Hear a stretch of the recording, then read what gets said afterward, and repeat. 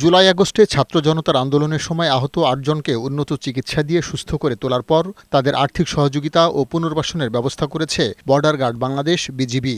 রবিবার বিকেলে বিজিবি সদর দপ্তরের সীমান্ত হলে আয়োজিত অনুষ্ঠানে আহতদের হাতে আর্থিক চেক এবং কর্মসংস্থানের সুযোগ করে দিতে রিকশা ভ্যান হস্তান্তর করা হয়।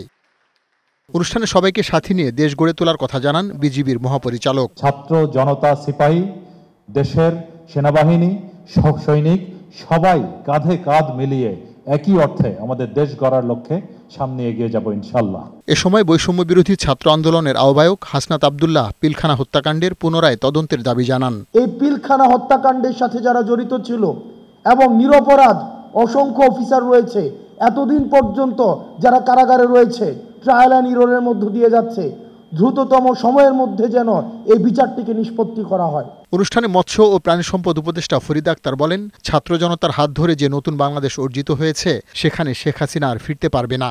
এদিকে ঢুকবে ওদিকে ঢুকবে বলে আমাদেরকে যে ভয় দেখায়, তার জানা উচিত তার এসে তাকে আগে আদালতের কাঠগড়ায় দাঁড়াতে হবে এবং সেই ছাড়া হাসিনার বাংলাদেশে আর কোথাও জায়গা নেই। অনুষ্ঠান শেষে সাংবাদিকদের সাথে কথা বলেন স্বরাষ্ট্র উপদেষ্টা। তিনি জানান, সীমান্তে যে কোনো পরিস্থিতি মোকাবেলায় বিজিবি সতর্ক অবস্থানে আছে।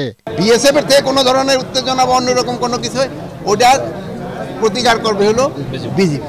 ওই রকমের নির্দেশনা আছে, ওই রকমের নির্দেশনা আছে। পার্থ রহমান, বৈশাখী সংবাদ, ঢাকা।